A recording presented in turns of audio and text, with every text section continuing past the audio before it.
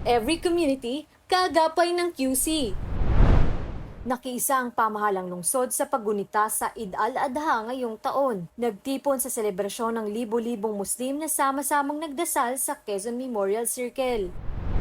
Ibinida naman ang iba-ibang produkto at pagkaing halal sa idinaos na Salam 2024, the Halal Tourism and Trade Expo Philippines sa Gateway to Cubao, Quezon City.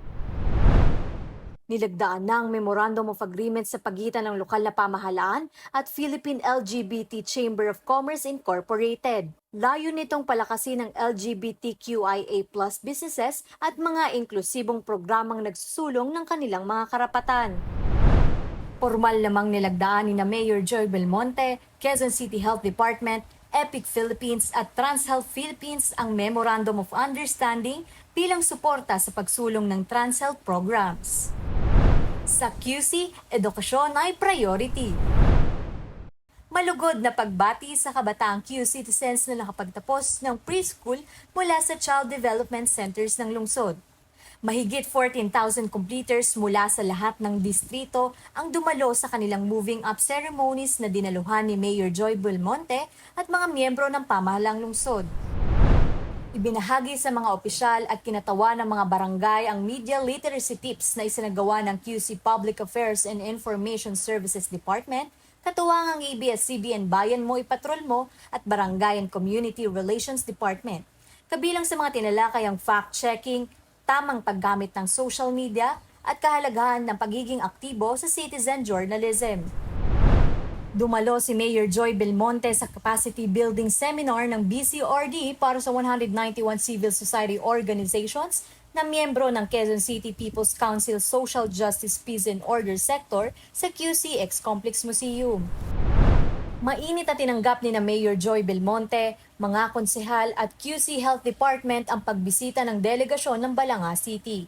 Ipinaliwanag sa kanila ang proseso ng pagbuo sa calorie labeling policy ng QC. Tinalakay sa pagbisita ng iShoot Multimedia ang iba-ibang suliranin sa kalikasan sa kanilang pelikulang A Thousand Forests. Bilang suporta, layo ng lokal na pamahalaan na ipalabas ito sa mga kabataang Q-citizen.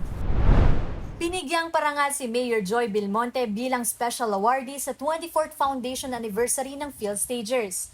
Hinikayat niya ang mga lagad ng sining na makipagtulungan upang mas mailapit sa kabataang Q-citizens ang pelikula at teatro. Serbisyong QC, award-worthy. Binigyang parangal ang Quezon City bilang Sulaya Outstanding LGU Partner ng Information Technology and Business Process Association of the Philippines bilang pagkilala sa mahusay at makabagong paraan ng pagproseso ng permit sa lungsod. Ginawaran ng Gawad Pilipino 2024 Atin Ito Awards ang ilang konsehal ng lungsod Quezon bilang pagkilala sa kanilang pagpupunyagi at dedikasyon sa paglilingkod sa bawat Q-citizen. Binigyan ng Plaque of Appreciation si Mayor Joy Belmonte bilang pagpupugay ng civil society group na One Movement Incorporated. Tinalakay din ang pakikipagtulungan ng grupo sa urban farming initiatives ng lungsod. Sports Development, Alagang QC Government. Personal na bumisita sa Quezon City Hall ang homegrown fencer na si Samantha Katantan. Nakatakdang sumabak sa Samantha sa Paris Olympics sa tulong ng QC Cef Fencing at lokal na pamahalaan. Patuloy naman ang MB Cup 2024 sa District 2 sa pangunguna ng opisina ni Councilor Mikey Belmonte at Mayor Joy Belmonte. Dagdag pa rito, rumampa rin ang mga LGBTQIA+ muses mula sa iba-ibang barangay bilang pakikisa sa Pride Month. Kampiyon ng Barangay Old Balaran ang talunin ng Barangay Pansol sa 15th edition ng Congressman Pumaren Cup sa Smart Araneta Coliseum. Lokal na pamahalaan, hatid ang programang Makabayan.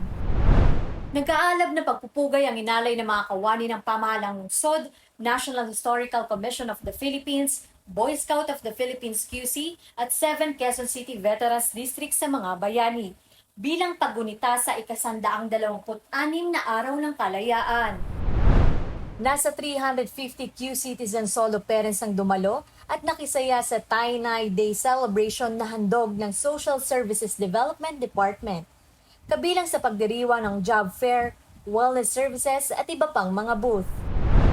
Namahagi ang lokal na pamahalaan ng dagdag puhunan sa mga Q-citizens na benepisyaryo ng pangkabuhayang QC mula sa District 2.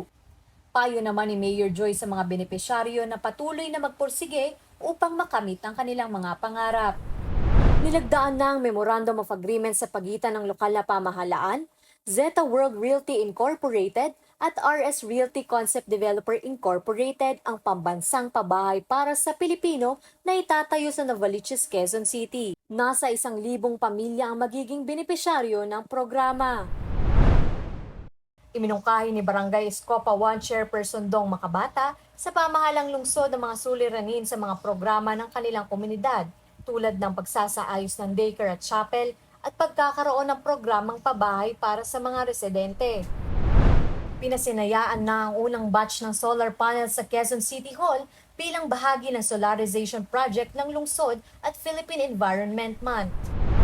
Nagsilbing inducting officer si Mayor Joy sa panunumpa ng mga bagong miyembro ng Care and Serve Warriors Association at mga bagong halal na opisyal ng Social Justice Peace and Order Sector ng Quezon City People's Council. Nanumpa rin ng mga bagong Executive Committee at Senior Management Officials ng Boy Scout of the Philippines Quezon City Council.